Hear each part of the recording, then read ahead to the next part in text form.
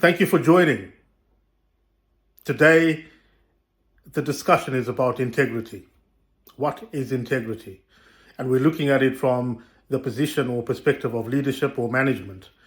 Integrity is made up of many different components, and there are so many different definitions of it. The one I choose to use is the one that defines integrity as having honesty. Leaders must be honest. They must say things as they are. They must be truthful. They must be transparent. They must also be consistent, which is another component of integrity. Consistency in their actions, consistency in their behaviors. And those behaviors and actions must conform to moral uprightness and a standard or code of ethics and behavior. That's a tall order, because underneath it all, underneath the title, underneath the training, underneath the education, underneath the oratory and public speaking skills, there's a human being. And that human being, by nature, cannot ever be 100% consistent. And so the honesty in that aspect is to admit that as a leader, I've made a mistake. I'm sorry about that. This was the oversight that took place in order for that mistake to happen. This is what I'm going to do better.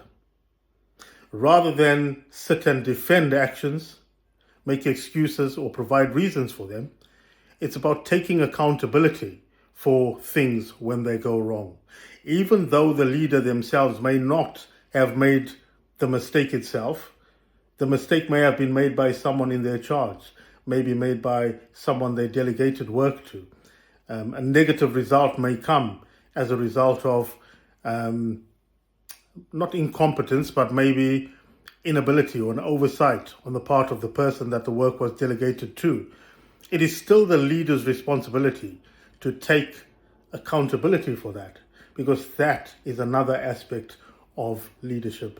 Being accountable for the actions you take and the actions that your team takes.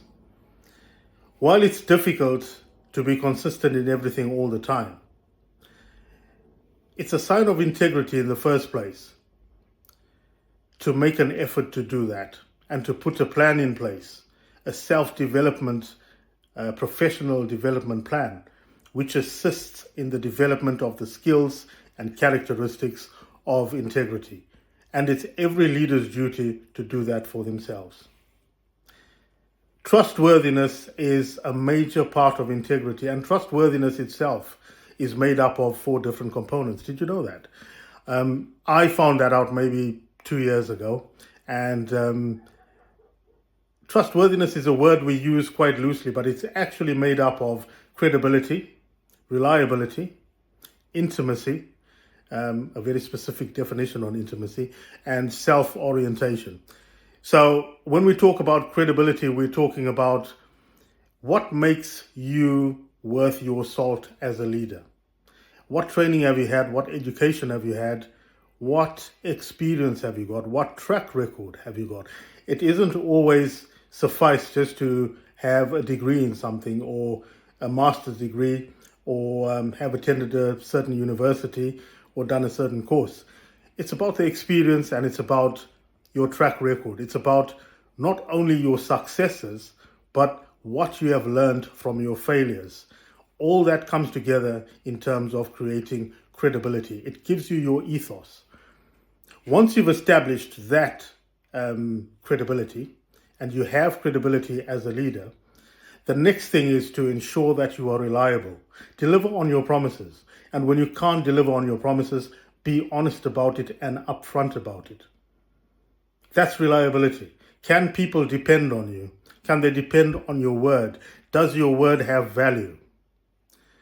Then we have intimacy, which I said has a very specific definition. And in this instance, intimacy is about people feeling safe and secure to speak out, to make points, to give you feedback, to raise issues without the fear of consequences or something coming back on them. It's how well you maintain people's confidence in you. Can they tell you things in confidence?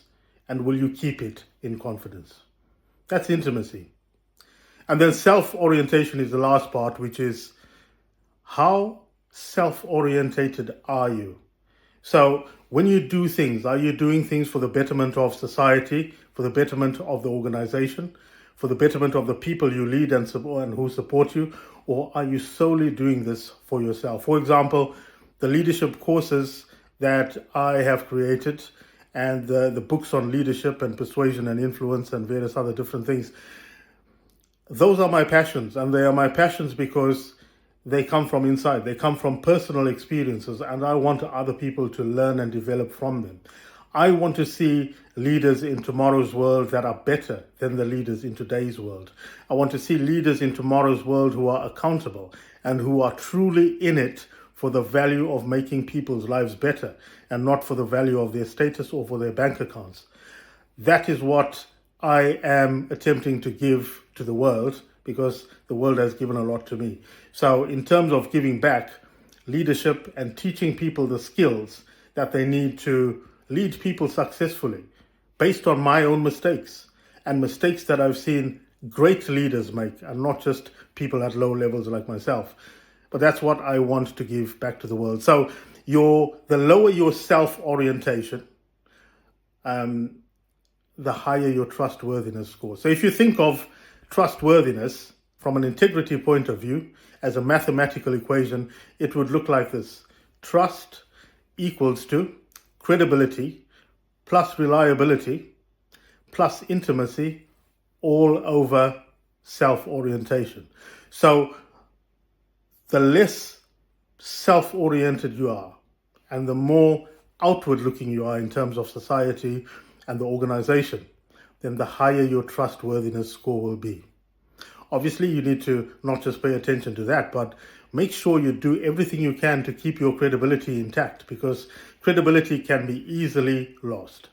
Make sure you take action to be reliable, and make sure you act in confidence when people bring their issues to you. Be trustworthy, in a nutshell. So that's what it means to be a leader with integrity. Thank you very much for listening, and I look forward to contributing to leadership development in the next video, in the next meeting, and in the next webinar. Thank you.